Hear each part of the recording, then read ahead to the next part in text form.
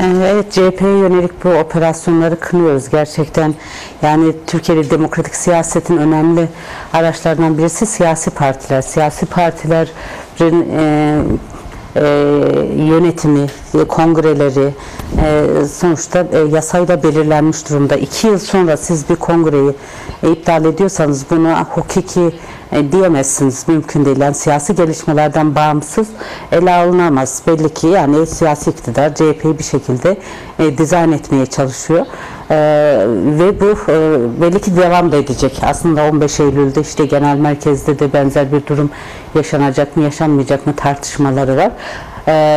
İstanbul'a kayyum atanması aslında genel merkeze de kayyum atanacağını gösteriyor. Böyle bir ivmenin olduğu ortada. Tabi bugün Gürsel Tekin'in aslında bir kayyum olarak kendi partisine gitmiş olması da ayrı tarihte yazılacak bir yüz karası ya da yani kara bir gün olarak onların tarihine yazılacak diye düşünüyorum. Kendisi her ne kadar açıklamasında işte davayı açan CHP'liler işte ben de CHP'liyim bu süreci yönetmek için geldim dese de esas itibariyle polis denetiminde polis zoruyla kendi binasına girmiş oldu. Bu kabul edilemez. Ne aslında insan hakları açısından ne hukuki ne de siyaseten. Oysa bunu reddetmesi gerekirdi bu görevi, bu sorumluluğu. O binaya Özgür Çelik'le birlikte girselerdi o zaman gerçekten kendi partisine sahip çıkmak ya da CHP'li olmak anlamına gelirdi. Tabii ki CHP'lilere biz bir şey demek açısından değil ama siyaseten bunu kabul etmemek olarak söylüyoruz. Çünkü biliyorsunuz aslında bu kayyum rejimi ilk Kürt siyasi hareketine yönelik bir politika olarak uygulandı. DEM Parti belediyelerine yönelik. Biz o zaman da çok tepki gösterdik ve buna karşı tepki göstermenin hem hukuku, demokratik hukuk düzenini korumak hem insan haklarını hem seçme ve seçilme hakkını kapsayan çok bir dizi hakkın gaspı anlamına geldiğini ifade etmiştik. O dönem aslında yeterince tepki gösterilmemesi bugünkü bu şeyin önünü açtı. Yani siyasi parti, böyle yerel yönetimlere kayyum, siyasi partilere kayyum, işte üniversitelere kayyum, yarın belki insanların evlerine kayyum atanabilir. Bu kayyum rejimi bir şekilde AKP iktidarının siyaseti dizayn etme, yani doğal yollarla, demokratik yöntemle elde edemediğini baskıyla, zorla elde etme yöntemi olarak değerlendiriyor. Tabii ki muhtemelen CHP'liler bunu değerlendirecektir ama Türkiye siyaseti açısından da negatif bir durum. Yani bu şöyle değerlendirmiyoruz, bu CHP'nin başına geldi. Aslında Türkiye siyasetinin başına gelen bir olay olduğu için eleştiriyoruz. Yani CHP içerisinde işte muhalif kesimler olabilir, başka taraftarlar olabilir ama bunun yöntemi de demokratik siyasetle mücadele etmektir. Kongreler var, kongre zemininde siz gelirsiniz, mücadele edersiniz. Yani bunu devlet zoruyla ya da güvenlik güçleriyle gidip kendi binanıza girmezsiniz. Bunu tercih etmezsiniz. Bu bir demokrasi değil ya da sorun çözme yöntemi değil. Yani bu işte ben aslında sorun çözmek istiyorum gibi bir yaklaşım. Öyle olmadığı kesin. Aslında bu başka bir sorun alanı yaratıyor. İktidar kavgasının, içerideki iktidar kavgasının yansıma biçimi olarak değerlendiriliyor. Muhtemelen bu yönü var. Ama böyle yansıması gerçekten bir insanın kendi binasına böyle polis zoruyla girmeyi kabul etmesi de ayrı bir konu diye düşünüyorum. Evet. Şöyle düşünüyorum, 10 yıl tabii Türkiye'de yaşanan siyasi gelişmeler aslında CHP'nin de içerisinde yer aldığı iktidar blokunun hukuku araçsallaştırarak Türkiye siyasetini dizayn etmesi mevzusunun daha çok tartışıldığını ve bilince çıkartıldığını görüyorum. Yani o dönemde biz bunu ifade ediyorduk ya, bu mesele sadece Kürtlerin meselesi değil. Çünkü o zaman da işte yalancı tanıklarla, gizli tanıklarla belediye iş başkanlarımıza yönelik iftiralar atıldı aslında, gerçek olmayan bir şeyle. Belediye başkanlarımız uydurma gerekçelerle gözaltına alındı, hemen yerlerine kayyum atandı. O dönem gerçekten hani çok güçlü bir ses çıkmış olsaydı, yani demokrasi adına, yani insan hakları adına, özgürlükler adına sen bunu yapamazsın denseydi, belki Türkiye bu kadar otoriterleşmeyecekti. Mesele sadece kayyum meselesi değil. Son 10 yılda yaşanan şiddet, yani devlet şiddeti, toplumun nefes alamaz hale getirmesi, demokratik siyaset kanallarının ortadan kalkması, tek adam rejimi diye ifade edilen aslında siyasetin otoriterleşmesi, tekleşmesi mevzusu aslında yolu o zaman örülmeye başlandı. Yani o zaman biz bunu görüyorduk aslında. O zaman diyelim ki CHP'lilerle yaptığımız görüşmelerde de bunu ifade ediyorduk. Adım adım Türkiye aslında bir rejim krizi yaşıyor. Yani bu rejim krizine sağ iktidarı AKP, MHP, Cumhur İttifakı olarak kendilerini ifade eden blok bir çözüm, daha otoriter, faşizan bir yönelimle bir çözüm aradı. Biz o zaman daha sol seçenek olması gerekir. Demokrasi, özgürlüklerin güvence altına alınmasıyla Türkiye'nin bu rejim krizinden çıkacağını düşünüyorduk. Biz haklı çıktık aslında. Gelinen aşamada aslında AKP'nin otoriterleşmesi, tekleşmesi, kayyum rejimi, işte İmralı'da uzun süre yeni görüşmeler olsa da işkence rejimi diye ifade ettiğimiz mutlak tecrit ve izolasyon politikası Türkiye'yi gerçekten kriz ve kaosun içine çekti. Daha da derinleştirdi çözümsüzlük siyaseti. Dolayısıyla yani rejim krizini çözen değil, mevcut krizi derinleştiren, bu 10 yılda yaşanan sürece baktığımda bu rejim krizini daha da derinleştiren bir noktaya geldiğini görüyorum.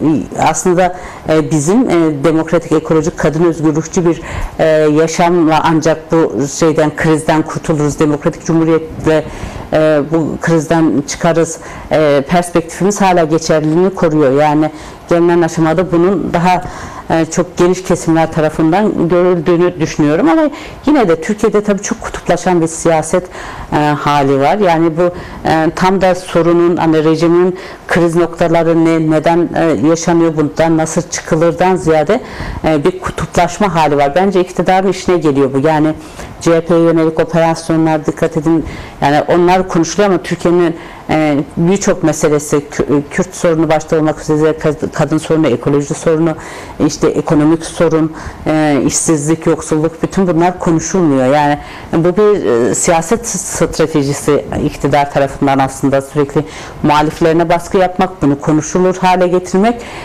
baskı ve bu vesileyle topluma korku salmak. Düşünün, bir ülkenin ana muhalefet partisinin İstanbul gibi bir metropol şehrine bir il binasına siz polis zoruyla giriyorsunuz, yani polislerle giriyorsunuz. Bu korkunç bir şey yani. Bu sadece yani o binaya girmek değil, aslında o binanın işgali değil.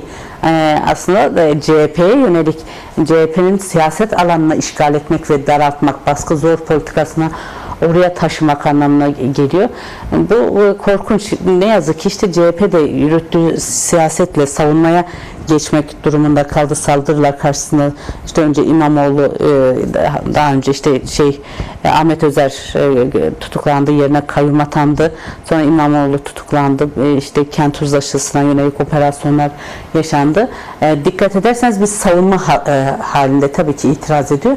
Ama bunu dönüştürecek, yani AKP'nin CHP üzerindeki baskı siyasetini dönüştürecek bir şey yapmadı. Bugünkü aslında o binaya giriş de bir şekilde Ankara'da iki sürecin de şeyini ördü. Yani buradan bakınca orada da benzer bir politika olacağını insan az çok öngörebiliyor yani. Umarım hem mahkemeler buna alet olmaz aslında. Yani Türkiye'de gerçekten siyaseti hukuk araçsallaştırarak dizayn etme yaklaşımından vazgeçilmesi gerekir. Tabii buna cesur savcılar, cesur yargıçlara ihtiyaç var, ama Türkiye'de ne yazık ki çok uzun süredir hukuk mekanizması siyasallaştırıldı. O da Kürt meselesinde, yani işte kayyum rejimi, HDP'lilerin gözaltına alınıp tutuklanması, bizlerin tutukluluk süreci, hepsi o yargının siyasallaşmasının bir parçası olarak devredeydi. Bugün hala o siyasallaşan yargı kendi görevini devam ettiriyor yani. Aslında siz de ifade ettiğiniz çoklu krizlerin ya da kaotik bir sürecin içerisinde bir Kürt sorunu çözümü konusunda bir süreç yönetiliyor. Yani biz buna tam bir barış süreci de diyemiyoruz yani, ama sorunun Sayın Öcalan'ın tabiriyle Kürt sorunun savaş ve çatışma zemininden çıkması konusunda önemli bir süreç. Gerçekten bu konuda Kürt siyasi hareketi tüm bileşenleriyle üzerine düşen görevi yaptı. Sizin de ifade ettiğiniz gibi Sayın Öcalan 27 Şubat çağrısı önemli bir çağrıydı. Yani bu strateji değişikliğini de ifade eden bir çağrı. Şöyle, Sayın Öcalan o çağrıyla bir hani PKK'nın ortaya çıkış koşullarını ifade ediyor ve kendilerinin stratejilerini Kürt halkının özgürlük sorununun, kimlik sorununun ancak bağımsız Birleşik Kürdistan perspektifiyle çözüleceğin yaklaşımı, ulus devlet yaklaşımının real sosyalizmin etkisiyle de bir şekilde karar alındığını, işte dünyadaki gelişmeler dolayısıyla 21. yüzyılda bu stratejinin değiştiği, yani demokratik ulus perspektifiyle Kürtler kendi özgürlüklerini demokratik ulus perspektifiyle çözüp birlikte yaşadığı halkların da demokratikleşmesi, demokratik cumhuriyet olarak tanımladığı bir sistem içerisinde yaşamasıyla sorun çözüleceğini ifade ediyor ve bunun da yönteminin demokratik siyaset, silahlı mücadele değil, demokratik siyaset, silahlı mücadeleyle gelinen yolda artık bunun sorunları çözmek yerine tekrara dönüştüğünü, dolayısıyla bunu aşmak gerektiği konusunda bir yaklaşım var. Bu bence önemli. Yani bir strateji değişikliği olduğu, Kürt siyasi hareketi tarafından bir strateji değişikliği olduğu ve bu yeni stratejiye göre demokratik bir siyaset alanda örgütlenme ve Kürt halkının özgürlük sorununu bu demokratik siyaset alanında mücadele ederek çözme perspektifi yeni bir durumu ifade ediyor. Yani bu önemli. Bu konuda tabii devletin üzerine düşen sorumluluklar var, gereklilikler var. Bir de Kürt halkının demokrasi ve özgürlük mücadelesi yürütenlerin, sosyalistlerin üzerine düşen görev var. Devletin üzerine düşen görev hukuki ve siyasi güvence altına almak. Yani silahların devlet dışına çıkması konusunda. Gerçi tabii işin doğası gereği, yani eskide yeni bir duruma geçiş bir kaotik bir süreci de beraberinde getiriyor. Yani tabii ki eskinin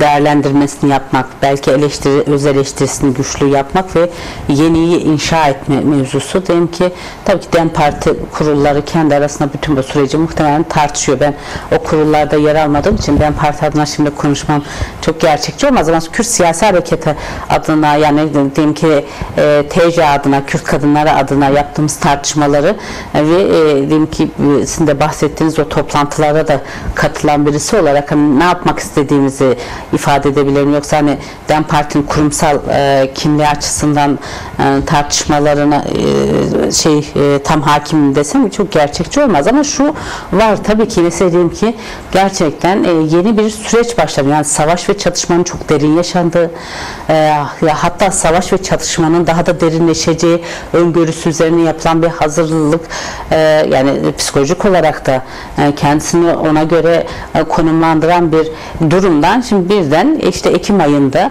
Sayın Öcalan'la, yani Devlet Bahçeli'nin çağrısı, Sayın Öcalan'ın buna cevap vermesiyle birlikte başka bir duruma geçme oldu. Bunun hani yarattığı şok etkisi ne oluyor acaba, buradan gerçekten bir barışma olacak ya da ne alındı ne verildi gibi tartışmalar çok doğal, yani anlaşılır bir süreç ama en nihayetinde yapılan toplantılarda, o bahsettiğimiz 2000 toplantıda sonuçta Kürt siyasi hareketinin tüm bileşenleri, işte kadın hareketi, gençlik hareketi, DEM Parti, DBP tüm bileşenleriyle bu bir mücadele süreci. Bu bir al-ver süreci değil, bir değişim dönüşüm süreci. Mücadeleyi bırakmıyoruz ama bu değişim dönüşüm sürecine nasıl cevap olabiliriz? Yani bunu hangi araç ve yöntemlerle gideceğiz? Şimdiye kadar tabii ki mesela demokratik, ekolojik, kadın özgürlükçü paradigmamız değişmedi. Aslında biz zaten sosyalist bir toplum paradigmasıyla örgütleniyorduk siyaseten ama Sayın Öcalan'ın son değerlendirmeleriyle bunu daha da derinleştiren, bu mevcut mevcut olan sorunsallığı, kadın özgürlük meselesinden tutalım sınıf meselesine, Marksizme yaklaşımımıza, bütün bu şeyleri daha da derinleştiren bir teorik, politik bir çerçeve ortaya çıkınca bunu da tartışmak ve bunun üzerinden güçlü bir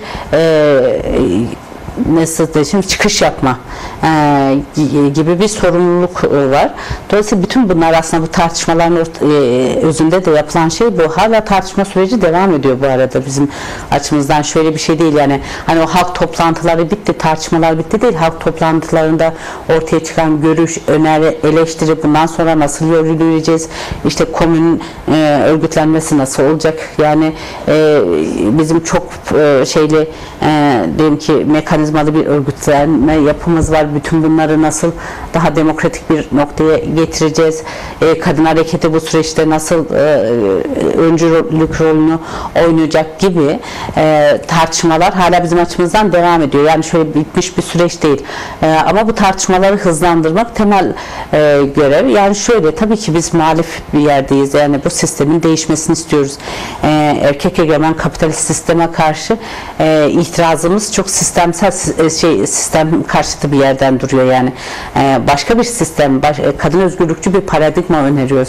Bunun kendisini getirdiği zaten bir çatışma hali var. Doğal olarak aslında iktidarla en çok ben bazen söylüyorum CHP'nin, MHP, AKP'nin programları öyle ya da böyle bir şekilde mevcut devletçi zihniyet içerisinde topluma çözümler vaat ediyor. Oysa biz bunları sorunları çözmediğini, derinleştirdiğini, başka bir yol yöntem olması gerektiğini, üçüncü siyaset olarak hani üçüncü yol siyaseti diye tanımladığımız siyaset de bu. O açıdan bu mücadelemiz diğer sosyal demokratlardan da, diğer milliyetçi muhalefetten de, muhafazakarlardan da çok farklı bir yerde duruyor. Gerçekten daha sistemsel bir yerden, daha köklü bir değişimden bahsediyor.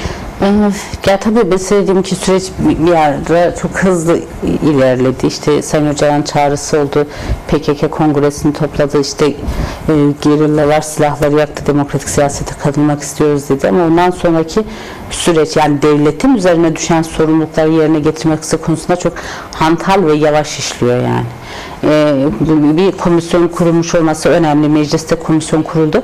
Ama komisyon da işte dinlemeler yaparak bu da tabii kendi sürecin toplumsallaşması açısından önemli ama esas hukuki zeminin hazırlanması gerekiyor. Bu konuda hantal ve yavaş davranıyor.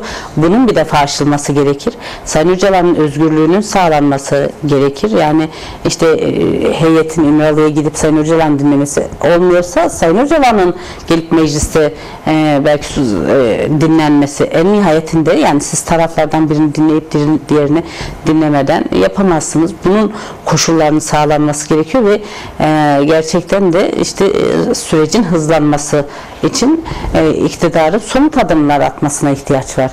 Yani Kürt siyaseti açısından yapılacak her şey yapıldı. Tabii ki bizim açımızdan şöyle bir bekleyelim devlet ne yapacak gibi bir yaklaşımımız yok. Sonuçta biz başta söylediğim o toplumsal görevlerimiz, demokratik sosyalist bir yaşamı inşa etme ve bunun yol ve yöntemini tartışma, işte komünal bir yaşamı nasıl örgütleyebiliriz, bunun mücadele, tabii ki bunu devletten bekleyen bir noktada değiliz. Bunu tartışmalarını yürütüyoruz. Kendi örgütsel sistemimizi, mücadele alanımızı buna göre yeniden güçlendirme, yeniden şekillendirme konusunda çabalarımız var. Bu konuda böyle bir hani devleti bekleyelim, süreç ne olacak gibi bir yaklaşımımız olamaz zaten. Yani onu beklemek kaybetmek anlamına gelir yani.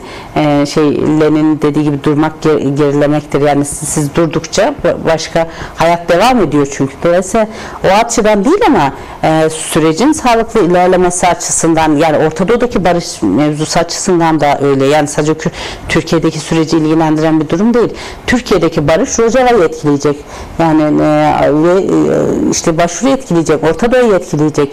Bir bütün Orta Doğu halkları açısından belki bir rol model olma hali olacak. O açıdan da devletin hızla hani topluma da güven verecek adımlar atması gerekir. Mesela diyelim ki gerçekten batıdaki halkı işte muhafazakarları ya da Türkiye halklarını ikna edecek olan aslında iktidarın kendisidir.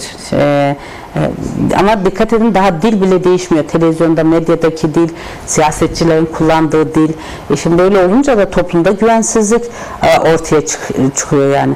Ama dediğim gibi yani sonuçta biz Kürt siyasi hareketi olarak esas da eşitlik, özgürlük, demokrasi ve barış talebimiz baki ve bunun için mücadele ediyoruz. Bunu tabii ki iktidarı beklemeden gerekli örgütsel mücadeleyi bunu yürütüyoruz ama iktidarın da yapması gereken konular var. Mesela geçen işte dediğim gibi karşı mahalle diye ifade edeceğim daha muhafazakar sağ bir kesimin olduğu toplantılara dahil olduğumuzda orada da çok soru var. Yani nasıl oluyor? Yani aslında devlete güvensizlik sadece Kürtlerde değil. Türk halkı da kendi devletine güvenmiyor. Yani Türkler de sürecin ne olacağını bilmediği için şeffaflık yok. Mesela devlet ne yapacak? Nasıl bir yol haritası sunuyor? Halka bu konuda da yeterince bilgi vermiyor. Hani dolayısıyla hani şiddetin ortadan kalkması ya da silahların devre dışına bırakmasa Türkiye yoksul emekçiler için, Türk halkı için nasıl bir durum ortaya çıkaracak? Yani biz Kürtler olarak bunu tartışıyoruz ama mesela Türklerin de bunu tartışmaya ve anlamaya ihtiyacı olduğu ortaya çıkıyor. Dolayısıyla bunu yapacak olan aslında işte CHP'dir, AKP'dir, MHP'dir. Yani kendi tabanına bile henüz sürecin nasıl ilerleyeceğini ve bu sürecin aslında halka ne kazandıracağı konusunda yeterince söz üretmeyen, bunun politikasını yapmayan bir gerçeklik var. Bu problem alanı yani. Bu aslında işte o güvensizliğin de süreklileşmesi ve toplumun yeterince iktidara güvenmemesinin de temel nedenlerinden birisi. Ez cümle şöyle, tabii bizim yani sonuçta Kürt halkı politik bir halk, Kürt kadınları politik neyin ne olduğunu biliyor. En nihayetinde sürecin Sayın Öcalan'ın aslında merkezinde olduğu sürecin bir dönüşüm ve mücadele süreci olduğunu hızla aslında kavradı bence. Yani ilk baştaki o şok hali, ne oluyor, ne bitiyor, hani bu süreçte nasıl yol yürünecek mevzusundaki o ilk hali giderilmiş görünüyor. Şimdi bunun bir mücadele olduğu ve özgürlük için mücadele ve örgütlenmek gerekliliği daha iyi kavranıyor. O açıdan Kürtler açısından durum daha netleşmiş durumda. Yani silahların devre dışına bırakılması işimizi hafifletmiyor. Aslında demokratik legal siyasetin işini artırıyor. Omuzlarımıza daha çok iş düşüyor ve daha çok çalışmaya ihtiyaç var. Daha çok örgütlenmeye ihtiyaç var. Örgütlülüğümüzü güçlendirmeye ihtiyaç var. Her yerde, mahallelerde, sokakta zayıflıklarımızı giderip zayıf olanları güçlendirme, güçlü olanları da daha da güçlendirmek gibi bir sorumluluk olduğunu bence herkes fark ediyor. Asıl sorun alanı biraz Batı cephesinin ne yapacağı mevzusunun bilinmemesi.